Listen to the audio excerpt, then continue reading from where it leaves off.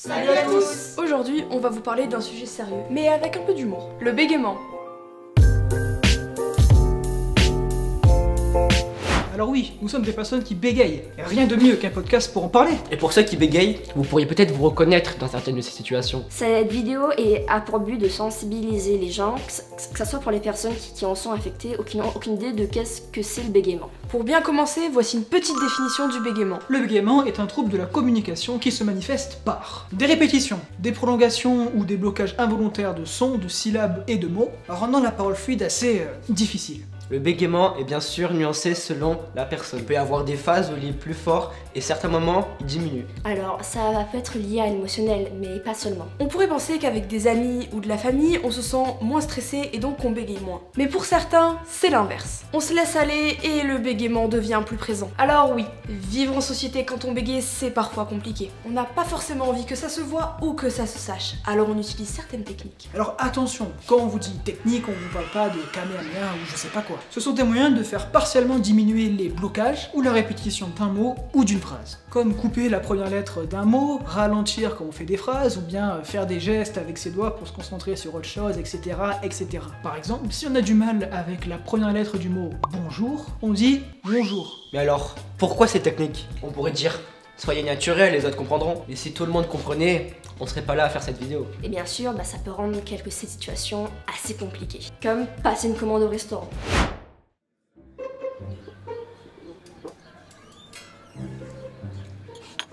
Au fait, tu voulais pas un coca, toi?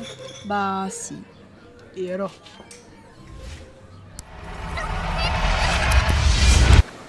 Un coca s'il vous plaît.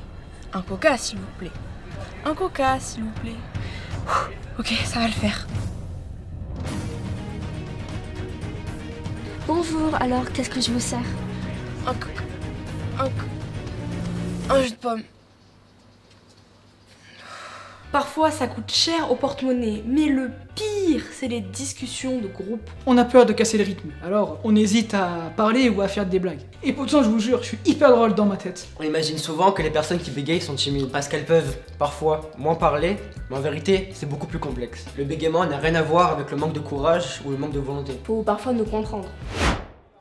Il était incroyablement dur, je te dis. Je l'ai raté l'examen, mais je te dis, et l'examen de hier, je l'ai raté. J'ai révisé. Non, arrêtez, j'ai révisé pendant 4 heures, regarde. Tu sais pas ce que c'est, unique aussi. Mais écoute, mais j'avais oublié qu'on avait les... Oh, les gars.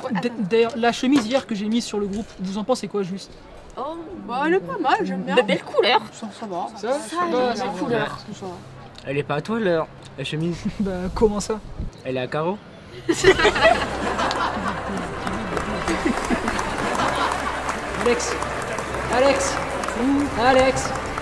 Alex.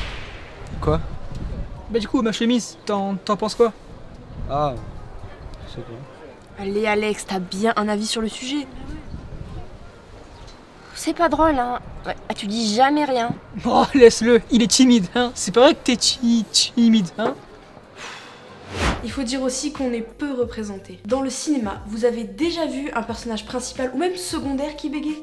Parfois, oui, il y en a, mais c'est toujours le débile du groupe. Bon, je comprends aussi les réalisateurs. Imaginez moi dans un film d'horreur, ça ferait perdre du temps. Par ici.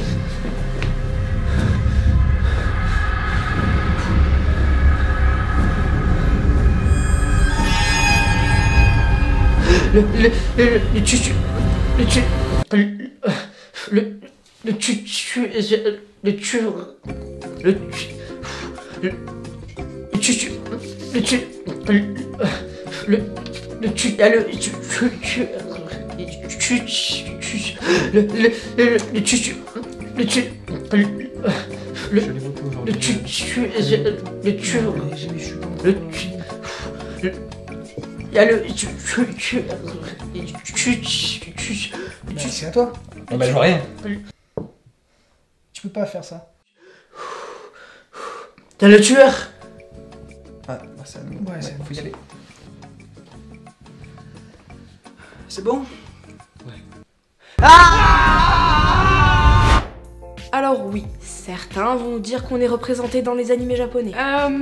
comment dire... Dans les animés, c'est toujours la fille ou le mec kawaii qui bégaye. On m'a déjà dit que mon bégaiement c'était trop mignon. Mignon? Mais je suis qui moi? Un animal de compagnie?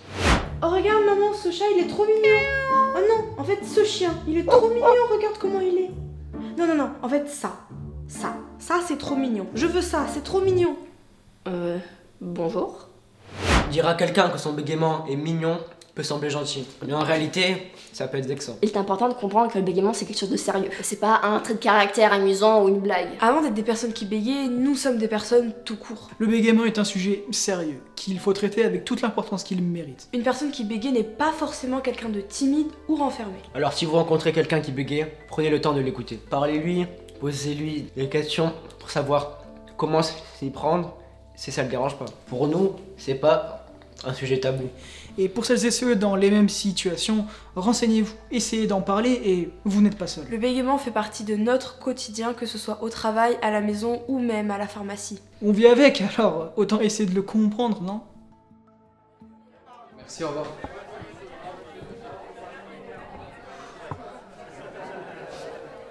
Bonjour, je vous écoute.